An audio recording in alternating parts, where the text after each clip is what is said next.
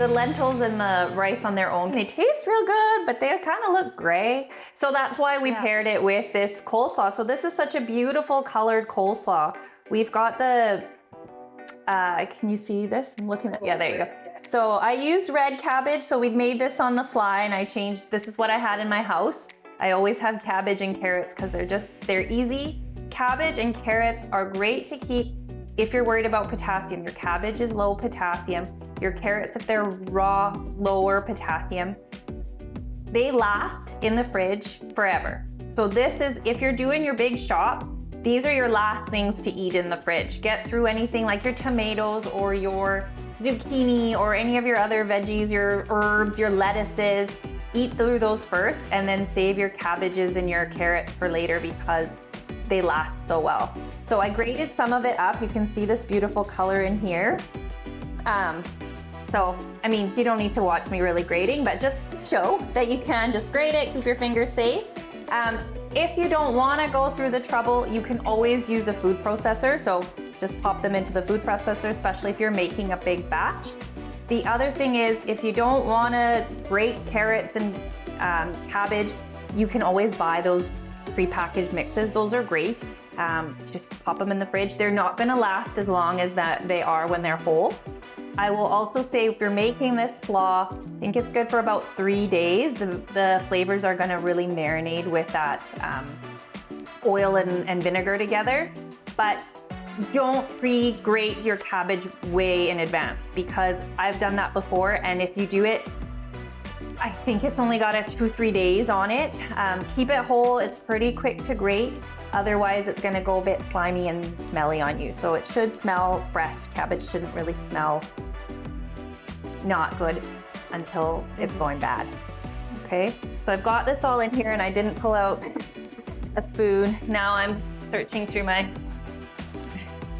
kitchen. So just to show you these colors. And if you want to save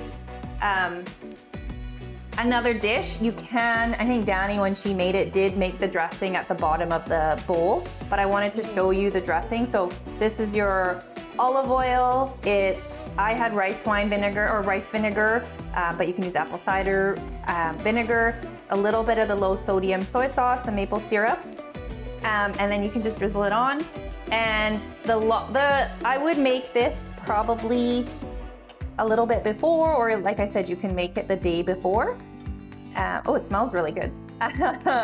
And it's gonna marinate in the fridge too. It's like as it coats the marinade, all these, beautiful pieces of cabbage and carrot just get really happy and pickled.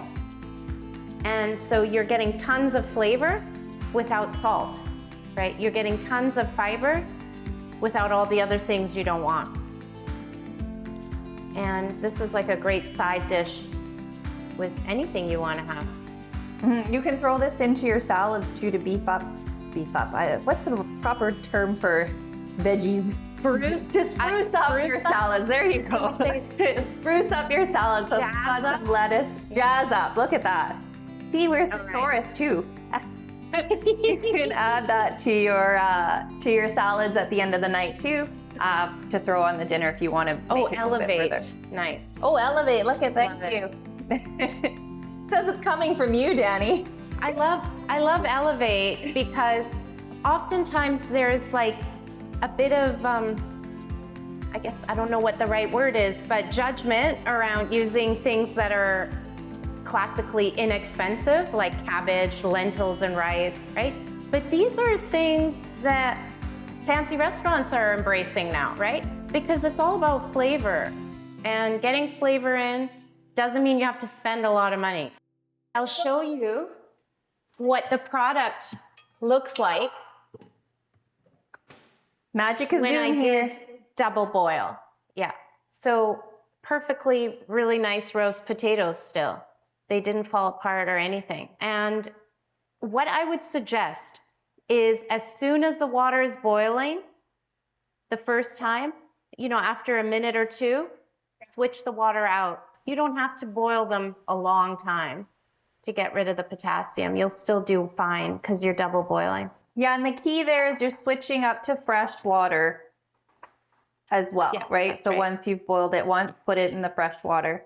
And then I think, Dani, can you show us that plate? I think you kind of cut everything about the same size on your sheet pan to show you want things Yes. cooking pretty evenly. So Yeah. So this is the raw, right? Everything was just cut about the same size. I mean, the chicken is a bit thicker. So what you could do is nest the chicken on top of your vegetables.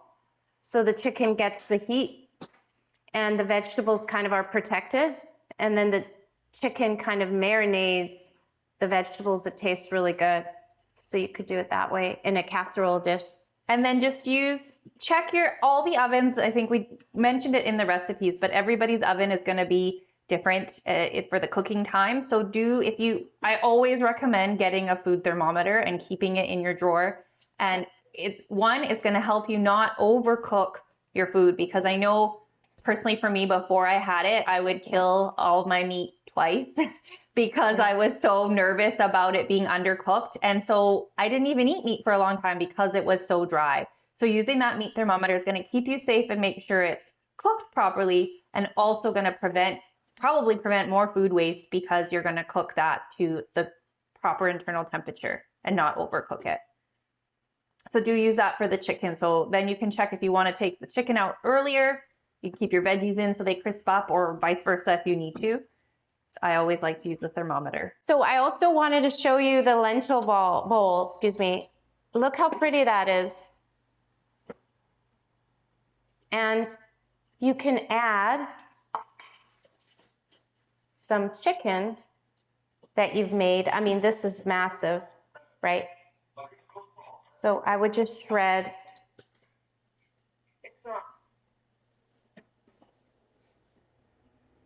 like that. That's the chicken breast. And you can certainly use some of the roast vegetables if you wanted to as well. Makes a really great lunch for work or a picnic. So did I show you the stock? So beautiful. Singing an ode to stock. I know, aren't we all hungry now? Why I love cooking a bit more than baking is that cooking is not an exact science. You can change things up, you can adapt using your own herbs, spices, use more, use less, use what you've got on hand. Somebody said something like sage. That just smells like fall and winter to me. That would be amazing. So definitely switch it up. Same as you said, you like Susan, you said you like the herb de Provence. Definitely use that in your stock or on your sheet pans for sure. Thank you so much. And happy cooking, right? Enjoy. I hope you will have fun. Yes, thank you all for coming. And if you cooked along with us, we're hoping we've at least inspired some of you to try maybe something new. And I know I learned today watching Dani cut up that chicken, so. I'm gonna tuck in to my lentil bowl. I'm not gonna be asked twice because this is so yummy. Bon appetit.